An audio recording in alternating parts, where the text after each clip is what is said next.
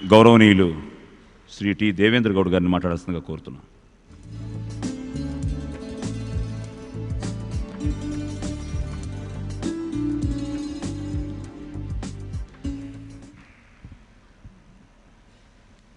సభకు నమస్కారాలు.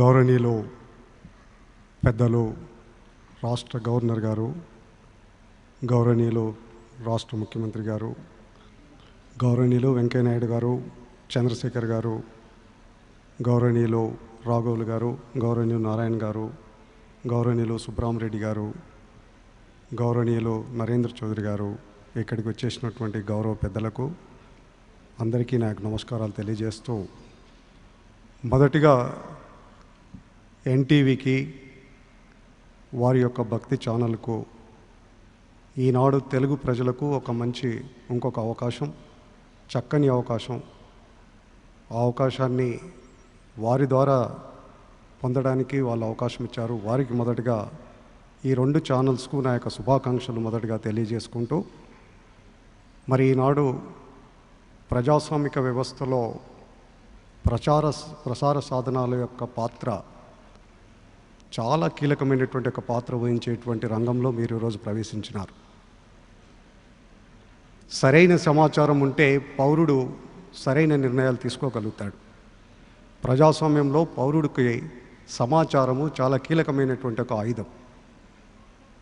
ఆ ఆయుధాన్ని పట్టుకొని సక్రమంగా వినియోగించుకోవడానికి ఈనాడు ఈ సాధనాలన్నీ ఉపయోగపడాలనే చెప్పి నేను కోరుకుంటున్నాను.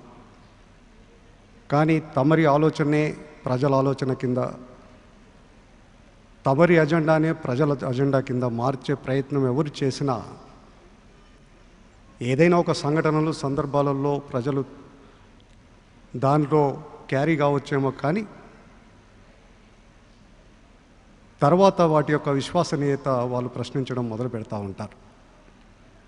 కనుక వార్త నిష్పక్షపాతంగా, వార్తను వార్తరాగా వస్తే ప్రజలు సంతోషిస్తారు. ఆ విధంగా తెలుసుకునేటువంటి ఒక ప్రయత్నం చేస్తూ ఉంటారు. మరి ఈనాడు ఈ ప్రజాస్వామ్య వ్యవస్థ ఇంకా ఎన్నో ఒడిదొడుగులను అధిగమించి కూడా ఇప్పటికీ దేశంలో 60 సంవత్సరాల వరకు కూడా నిలదొక్కున్నదంటే ఈ సాధనాలన్నింటికి కూడా సామాన్యుడి యొక్క ఆలోచన ధోరణి, భారత ప్రజలలో పరిపక్వంగా ఈ వ్యవస్థ మీద వారికి ఉన్న ప్రగాఢమైన విశ్వాసమే ఇన్ని రోజులు ఈ ప్రజాస్వామ్య వ్యవస్థను బతికిచ్చింది దేశం లోపల. దాన్ని బలోపేతం చేయడానికి ఇవన్నీ సాధనాలు ఉపయోగపడాలని చెప్పి నేను ఆశిస్తున్నాను. వార్త నిష్పక్షపాతంగా వార్త రూపంలోనే రావాలి, ఆ విధంగా వస్తుందని చెప్పి కూడా నేను ఆ ప్రయత్నం ఎన్టీవీ వాళ్ళు చేస్తారని చెప్పి నేను ప్రగాఢంగా విశ్వసిస్తున్నాను. ప్రజలు ఎప్పుడూ వార్తను చూడాలి తప్ప వార్త వెనకాల ఉన్న వ్యక్తులను, వార్త కెమెరాల వెనకాల ఉన్న లేకపోతే పత్రిక వెనుక ఉన్న వ్యక్తుల గురించి అన్వేషించడం మొదలుపెట్టకుండా ఆ ప్రయత్నం కూడా వారికి, ఆ అవకాశం కూడా వారికి ఇవ్వద్దనే నేను ప్రత్యేకంగా అందరినీ ఈ సందర్భంలో కోరదలుచుకున్నాను. ఎందుకంటే చాలా కీలకమైనటువంటి ఒక సాధనం ప్రచార సాధనాలు. ఆ సాధనాలు ఎవరికైనా ఈరోజు నరేంద్ర చౌదరి గారికి అవకాశం దొరికింది ప్రజలకు సేవ చేసుకోవడానికి, ప్రజాస్వామ్య వ్యవస్థను బలోపేతం చేయడానికి. ఇది ఒక సవర్ణ అవకాశం మీకు దొరికింది. ఆ అవకాశాన్ని చక్కగా వినియోగించుకొని ప్రజల మధ్యలో ఇదొక మంచి ఛానల్గా ముందుకు నడవాలని చెప్పి మనస్ఫూర్తిగా ఈ ప్రారంభోత్సవ సందర్భంలో నేను కోరుకుంటున్నాను. అదేవిధంగా భక్తి ఛానల్ కూడా చాలా చక్కగా, మరి ఈనాడు చాలా భక్తి భావం పెరిగిపోతూ ఉంది ప్రజానీకంలో.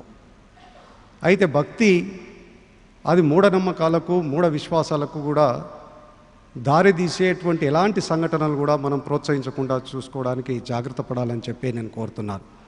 మానవ కళ్యాణానికి, మనుషులను మనుషులుగా గౌరవించేటువంటి చక్కని సాంప్రదాయబద్ధమైనటువంటి ఒక సమాజ నిర్మాణానికి ఈ భక్తి ఒక మార్గంగా ఉండాలనే తప్ప, భగవంతుడు వారికి ఆ విధమైనటువంటి యొక్క సాధనంగా భగవంతుని వాడుకోవాలనే తప్ప, భగవంతుని పేరుతో, భక్తి పేరుతో, మూఢనమ్మకాల పేరుతో తోటి సమాజంని అణచడానికి, వారి యొక్క మౌలికమైనటువంటి యొక్క హక్కులను కూడా కాలరాసే పద్ధతిలో జరిగినటువంటి సంఘటనలు ఎక్కడ కూడా ఏ సందర్భంలో వచ్చినా దాన్ని పక్కకు పెట్టి సమాజ కళ్యాణానికి ఈ యొక్క భక్తి ఉపయోగపడే పద్ధతిలో ఉపయోగపడే విధంగా మీ యొక్క ఛానల్ ద్వారా ప్రజలు ఆ విధమైనటువంటి యొక్క స్వేచ్ఛాయుతమైనటువంటి వాతావరణంలో అందరూ కూడా చక్కగా ఆనందించే పద్ధతిలో వారు దాన్ని ఉపయోగపడే విధంగా ఉంటుందని చెప్పి నేను ఆశిస్తున్నాను.